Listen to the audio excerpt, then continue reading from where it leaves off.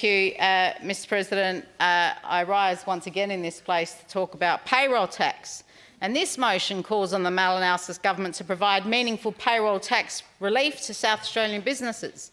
In the 2024-25 state budget overview, the relief for businesses page barely filled a page, and that includes a photo of a seemingly cheerful barista taking up practically half the space.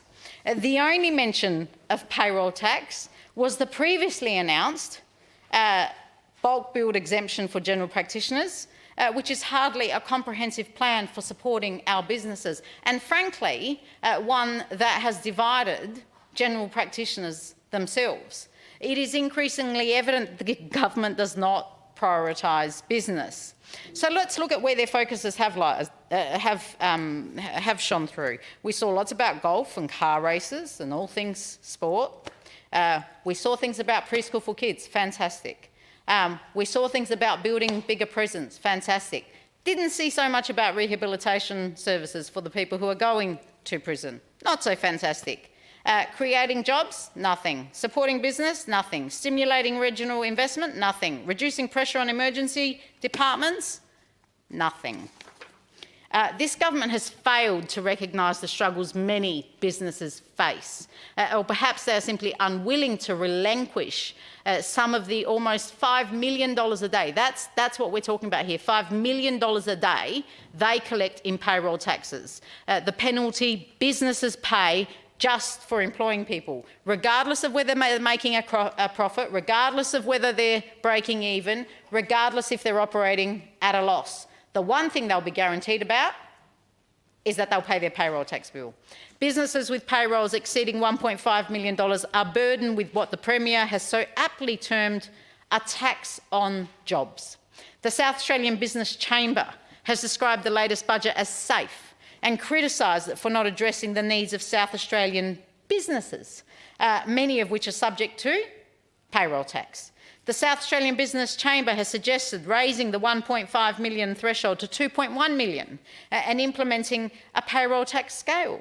There have been repeated calls for a 50% discount for businesses operating in regional South Australia, particularly near the border, where businesses face the choice of relocating for a lower rate.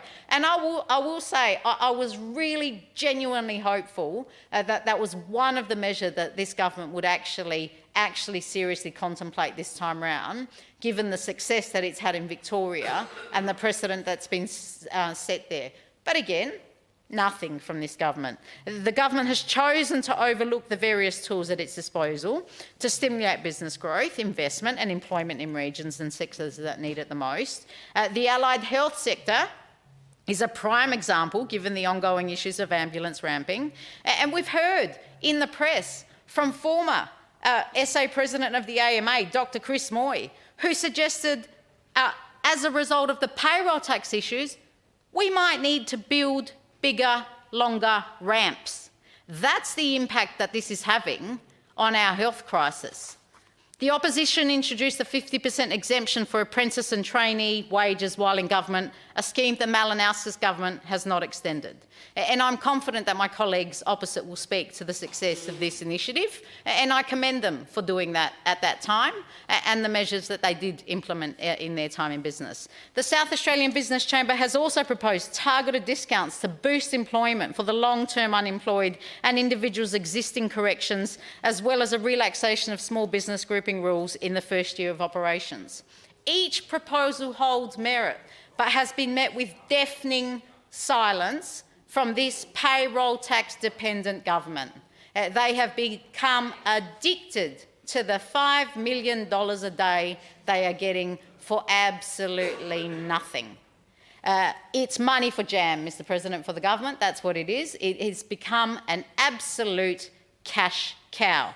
And as we approach the end of the financial year, remember that many businesses are now scrutinising their payroll tax summaries to stay under the $1.5 million threshold or the $1.7 million mark, which triggers the maximum 4.95% rate that applies to land tax, to payroll tax. So how are some of them trying to do this? Let me tell you. by cutting the shifts of casual workers for a start, by reducing the shifts of anyone by reducing the hours that people are working. So we're not doing anything to create more hours or to create more work. We're actually reducing shifts of individuals. Businesses are doing this. The restaurant trade is known for doing this. We reduce hours so we can just stay under that threshold and get us over the line until the next financial year. Next year will bring even more challenges for businesses, with the minimum wage and superannuation set to rise in a few weeks. And we know super is slated to increase again to a minimum of 12% on 1 July next year. Let us not forget the 450 monthly minimum wage threshold was scrapped on 1 July 2022, further adding to superannuation totals. I'm certainly not arguing against wages or superannuation increases. That is something we all support.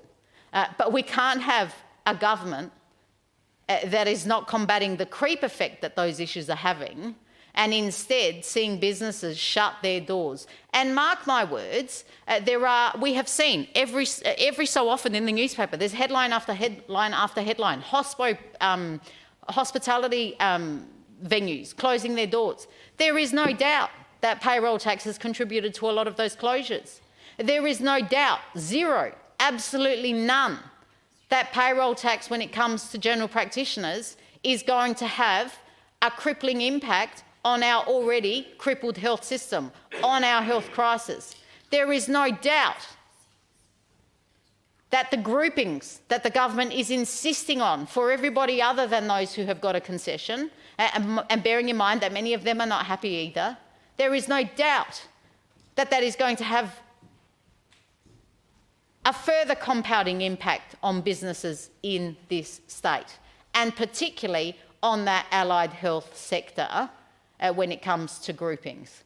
There is no doubt that this government has ignored every shred of advice given to them from every business sector in this state to say that unless you do something with payroll tax, we are facing yet another crisis in this state. And let me remind you again, the warning from the former AMA president is, you better build a longer ramp, because that's where this is going to lead when it comes to the health sector. So, Mr. President, I will be bringing this motion to a vote at the next opportunity, and look forward to hearing other addresses about the inflexible money-grabbing policy by this government. $1.7 billion projected to increase to $1.97 billion a year, $5 million a day, money that they cannot wean themselves off for the benefit of businesses in this state.